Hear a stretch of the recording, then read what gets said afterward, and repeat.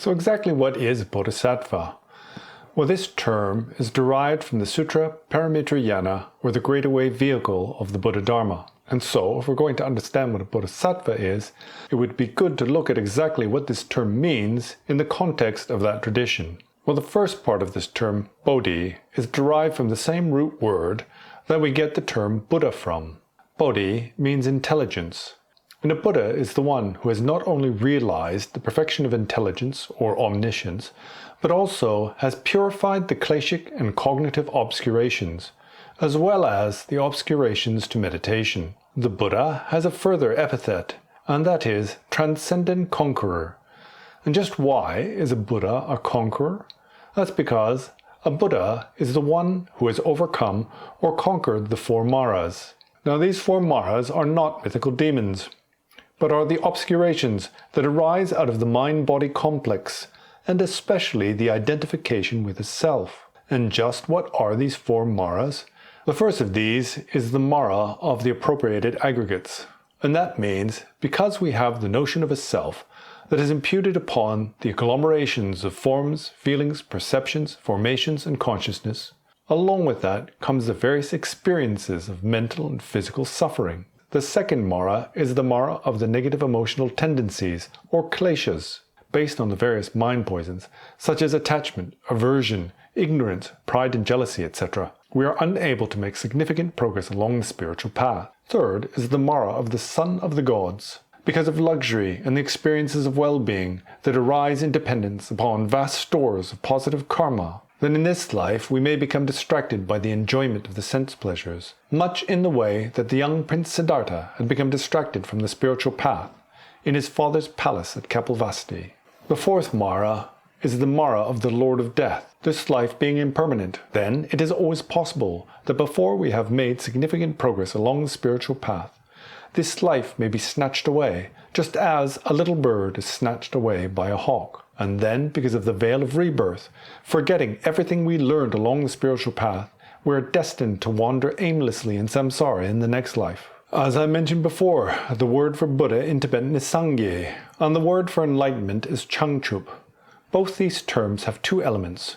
One is the aspect of having purified all negativities, and one is the aspect of having increased all positive qualities. The Bodhisattvas are often called the victor's heirs, or the children of the Buddhas. But also, Bodhisattvas are taught to be the primary cause for enlightenment, and as such, in the Mahayana tradition anyway, are often considered to be more important even than a Buddha.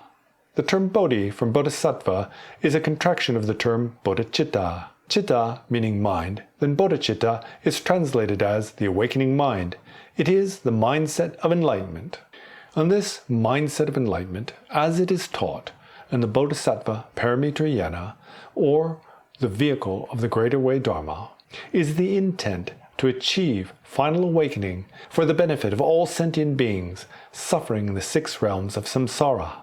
Sattva with a double T means being, as in noble being, but there is another definition given by the eminent Nyingma scholar Dilgo Khyentse Rinpoche, and that is sattva with only one T that means hero and implies a courageous warrior. So a bodhisattva is a champion of the enlightened mind, or one who strives with great courage to liberate all sentient beings from the churning ocean of cyclic existence. And so, who is a bodhisattva? And further, how does one become a bodhisattva? Well, there are 2 types of bodhisattvas.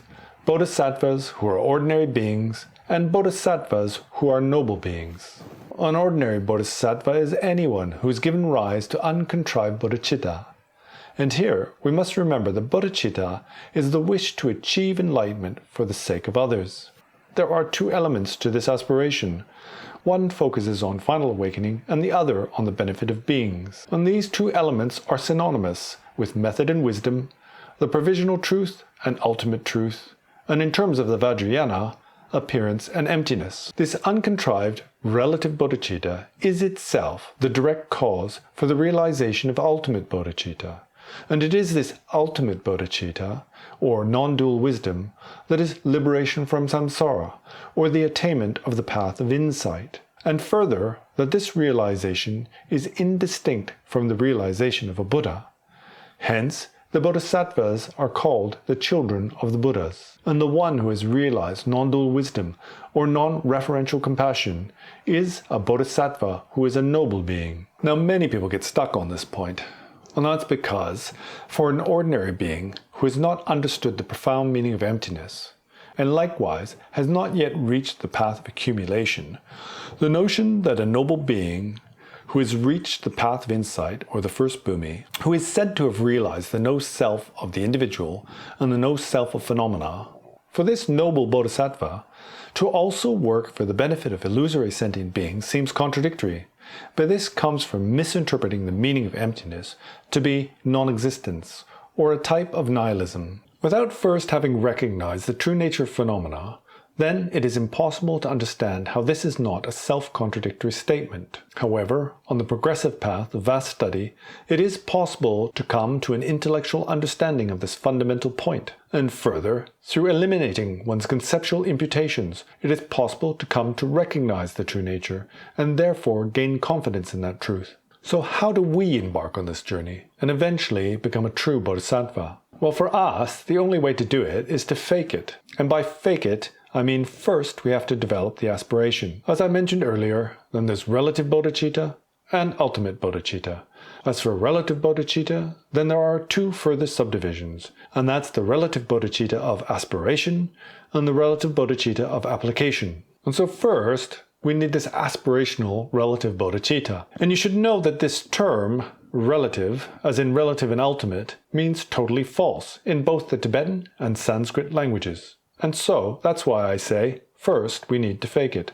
And how we fake it is to engage in this practice of generating bodhicitta, as I covered in these 3 previous videos.